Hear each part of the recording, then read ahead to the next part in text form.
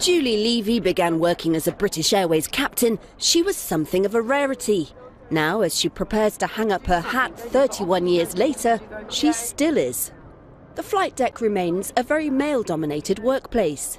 But on her last day, Levy's giving a group of aspiring female pilots a rare go on a simulator at London's Heathrow Airport. Amid signs attitudes, at least, are changing. 31 years ago, people said things that they just don't say these days, I suppose. But I mean, I've had various jokes about parking the aircraft, of course. Even on the last day, I think there was some banter about how was I going to be able to park it. But you know, you just got to. It's funny, and I don't think people mean any harm by it. But flying remains one of the world's most unequal professions. Worldwide, just 5% of airline pilots are women. India blazes the trail with more than 12%. And most airlines have a whopping gap in median hourly pay, because those mostly male pilots are well paid, and it's often a job for life, while women tend to earn less in jobs such as cabin crew. It's about a 10% gap at BA, but at Europe's biggest budget airline, Ryanair, it averages more than 70%. BA is trying to get more women to consider a career in the cockpit. I've been involved slightly with BA really over the last few years to just try and encourage other women to be interested in this as a job.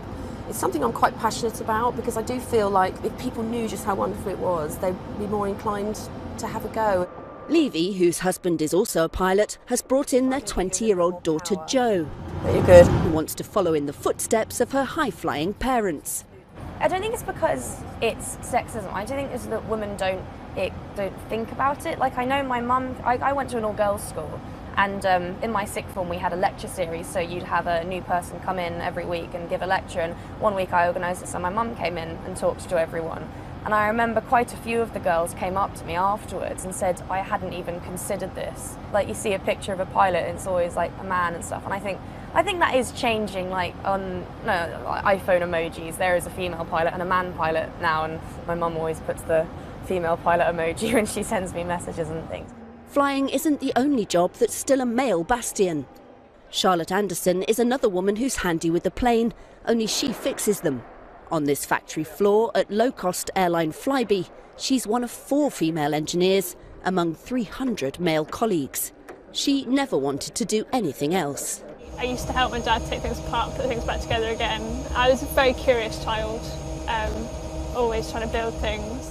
Anderson joined the workforce just months ago after finishing Flybe's engineering diploma. She's involved with Flybe's new campaign, Fly She, which also aims to inspire schoolgirls. It's good in that it's trying to encourage more females into the more typically male-dominated careers. And that does need to be done. We have very few female engineers, and one way that we can help with that shortage of engineers is to encourage younger girls to do it. Flybe has just 2 young women on its new engineering apprenticeship. It says more girls need to choose science and technology subjects at school if it's to up that number. And that would also help women step into the gap in other male-dominated industries with skills shortages, such as building and mining. For BA, diversity gives it a bigger pool of talent to choose from. So it's really important for British Airways to encourage more girls to consider a career in aviation. We want to be a really diverse workforce, and that is one way that we can do it. The airline industry is set to double in size by 2035. So getting more women on board will be as much about the bottom line as about equality.